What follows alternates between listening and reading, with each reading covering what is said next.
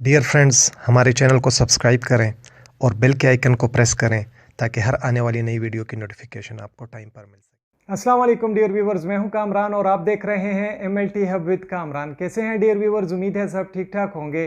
Dear viewers, आज मैं haemophilia के बारे में आप लोग को बताऊंगा और आज बहुत इंपॉर्टेंट चीज़ें आप लोग को सीखने को मिलेंगी। तो अभी इसी वीडियो को लाइक कर दीजिए और चलते हैं, स्टार्ट करते हैं अपना लेक्चर हीमोफीलिया। डियर व्यूवर्स, सबसे पहले जानने की कोशिश करेंगे कि हीमोफीलिया है क्या। Haemophilia basically inherited bleeding disorder है ये, और इसे ब्लड कोआगुलेशन डिसऑर्डर भी कहा जाता है। यानी इसका मतलब क्या है, जिस्म के अंदर क्लॉटिंग फैक्टर्स होते हैं जो खून को रोकने में बहुत मददगार होते हैं। तो हीमोफीलिया में जब भी जिस्म को कोई चोट लगती है या सर्जरी होती है तो खून रुकता नहीं है फिर, और मतवातिर जो खून है वो बह रहा होता है। तो इसलिए इसे ब्लीडिंग डिसऑर्डर कहा जाता है या ब्लड कोआगुलेशन डिसऑर्डर कहा जाता है हीमोफीलिया को। डियर व्यूअर्स, अभी हम बात करेंगे काजेज ऑफ हीमोफीलिया पर। हीमोफीलिया क्यों होता है, किस वजह से होता है? तो डियर व्यूअर्स, म्यूटेशन हो जाती है जीन्स में। कौन सी जीन्स में? उन जीन्स में जिसका फंक्शन होता है ऑर्डर देना क्लॉटिंग फैक्टर्स के बनाने के लिए। जब भी जिस्म में कट लगता है, जब भी सर्जरी होती है, तो जिस्म को खून रोकना होता है और जिस्म बनाता है क्लॉटिंग फैक्टर्स को। तो इन क्लॉटिंग फैक्टर्स के बनाने के लिए जो जीन्स ऑर्डर देते हैं, तो वो जीन्स मौजूद होते हैं एक्स क्रोमोसोम पर। तो उन जीन्स में बेसिकली म्यूटेशन आ जाता है, जिसकी वजह से फिर ऑर्डर नहीं मिलता जिस्म को क्लॉटिंग फैक्टर्स के बनाने के लिए और खून फिर रुकता नहीं है। तो डियर व्यूवर्स, हीमोफीलिया बहुत ज़्यादा कॉमन होता है मेल में एज़ कंपेयर टू फीमेल। जो मेल बच्चे होते हैं उनमें कॉमन होता है, लेकिन फीमेल बच्चियों में बहुत रेयर होता है, बहुत ज़्यादा कम होता है, बल्कि ना होने के बराबर है। वजह क्या है? देखें, जो मेल में जो क्रोमोसोम है, सेक्स क्रोमोसोम, वो होता है XY, और जो फीमेल है उसमें होता है सेक्स क्रोमोसोम XX। और जैसे कि हमने बात की कि जीन की म्यूटेशन है और ये जीन मौजूद है X क्रोमोसोम पर, तो मेल बेचारे में सिर्फ एक X है। तो अगर उस पे मौजूद जीन में अगर म्यूटेशन आ गई तो फिर तो कोई और X है ही नहीं। तो कहाँ से बनेगा ऑर्डर, कहाँ से ऑर्डर मिलेगा क्लॉटिंग फैक्टर्स के बनाने के लिए? तो इसलिए ये मेल जो है ये हीमोफिलिक होगा। फीमेल में 2 X होते हैं। अगर एक X के ऊपर जीन डिफेक्टिव हो तो दूसरे X के ऊपर जीन जो होता है वो हेल्थी होता है, तो वो अपना काम कर रहा होता है। फीमेल में अलबत्ता चांसेस उस वक्त हैं, फीमेल बच्ची में हीमोफीलिया के, जब बाप और माँ दोनों के X में मसला हो, उनके जीन्स जो हैं वो डिफेक्टिव और वो बच्ची में ट्रांसफ़र हो जाएं, या बच्ची का अगर उसे एक X डिफेक्टिव ट्रांसफ़र हो जाए और दूसरा X जो है वो डिफेक्टिव हो या वो अपना फंक्शन ठीक ना कर रहा हो, तो फिर भी फीमेल बच्चियों में हीमोफीलिया होने के चांसेस हो जाते हैं। लेकिन बहुत रेयर है फीमेल बच्चियों में हीमोफीलिया का होना, ज़्यादातर ये कॉमन है मेल बच्चों में। और वजह क्या है? वजह यही है कि एक X है और एक X पर ही अगर जीन डिफेक्टिव होगा, म्यूटेशन होगी उसमें, तो जो ऑर्डर है क्लॉटिंग फैक्टर्स के बनाने के लिए बॉडी को, वो फिर नहीं मिलता और ऐसे बच्चों का फिर खून जख्म लगने के बाद या सर्जरीज के बाद नहीं रुकता। डियर व्यूअर्स, अभी आते हैं हीमोफीलिया के कितने टाइप्स हैं। हीमोफीलिया के बेसिकली 3 टाइप्स हैं। हीमोफीलिया A, जिसमें फैक्टर 8 की डिफिशिएंसी होती है। हीमोफीलिया B, जिसमें फैक्टर 9 की डिफिशिएंसी होती है। और C, जिसमें फैक्टर 11 की डिफिशिएंसी होती है। डियर व्यूअर्स, यहाँ पर एक चीज़ आप लोगों को नोट करनी है, याद रखनी है कि 85% बच्चों को जो हीमोफीलिया होता है वो टाइप A होता है। टाइप A हीमोफीलिया या हीमोफीलिया A जो है, तो ये 5000 में से या 10,000 बच्चों में से एक बच्चा पैदा होता है जिसे हीमोफीलिया A होता है।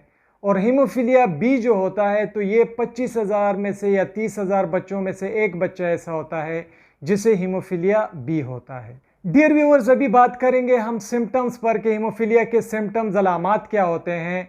तो एक तो है इसमें ब्रूजेस, ठीक है, ब्रूजेस बन जाते हैं जिस्म पर, और यहाँ पर पिक्चर में आप देख सकते हैं कि ब्रूजेस किस तरह से दिखाई देते हैं।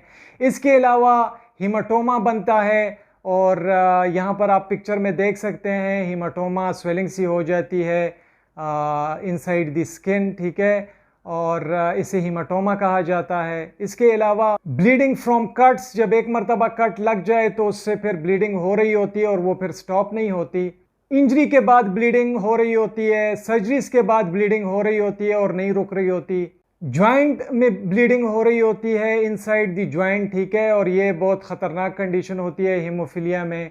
इसके अलावा मसल के अंदर जो ब्लीडिंग है वो हो रही होती है और आप इस पिक्चर में देख सकते हैं कि किस तरह से स्वेलिंग हो जाती है, जिससे साफ पता चल रहा होता है कि मसल में ब्लीडिंग हो रही है। सबक्यूटेनियस टिश्यूज़ में ब्लीडिंग होती है, नाक से खुद ब खुद ब्लीडिंग स्टार्ट हो जाती है, वोमिटिंग होती है, लिथार्जी होती है और बाज़ औक़ात पेशेंट के यूरिन में और स्टूल में ब्लड आ रहा होता है।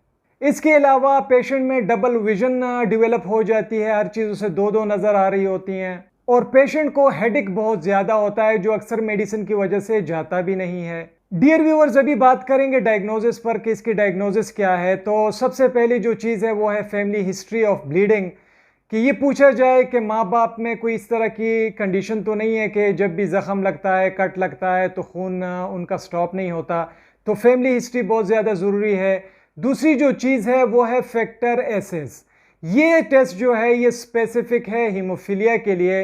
इसमें फैक्टर 8 और फैक्टर 9 को चेक किया जाता है और जब इसका पता चल जाता है कि फैक्टर 8 कम है या फैक्टर 9 कम है तो इसके परसेंटेज के बेसिस पर जो हीमोफीलिया है उसके सेवेरिटी का पता लगाया जाता है। तो कैसे पता लगाया जाता है? टेस्ट किया जाता है फैक्टर 8 और फैक्टर 9 का। अगर फैक्टर 8 या फैक्टर 9 50 से 100% तक है तो ये बंदा नॉर्मल है, ये पेशेंट नॉर्मल है, इसमें कोई हीमोफीलिया नहीं है क्योंकि परसेंटेज 50 to 100 है। अगर पेशेंट में फैक्टर 8 या फैक्टर 9 क्लॉटिंग फैक्टर जो है वो 5 to 40% तक है तो ये माइल्ड हीमोफीलिया कंसिडर होता है।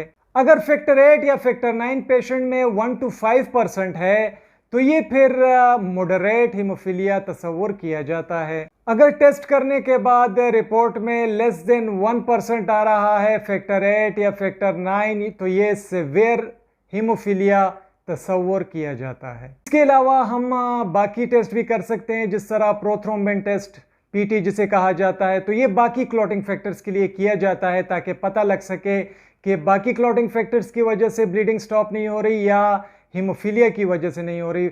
वैसे प्रोथ्रोम्बिन टाइम हम करते हैं फैक्टर 1, 2, 5, 7 और 10 के लिए, तो इन फैक्टर्स का पता प्रोथ्रोम्बिन टाइम से लग जाता है पता। इसके अलावा एपीटीटी टेस्ट करते हैं, एक्टिवेटेड पार्शियल थ्रोम्बोप्लास्टिन टाइम, तो ये factor 1, factor 2, factor 5, factor 8, factor 9 और इस तरह से फैक्टर 10 और 11 के लिए किया जाता है। और इसमें फिर फैक्टर 8, फैक्टर 9 मौजूद है। अगर एपीटीटी के रिजल्ट में कोई फ़र्क आता है, ठीक है, प्रोलॉन्ग्ड आता है रिजल्ट, तो फिर थोड़ा सा शक डेवलप हो जाता है।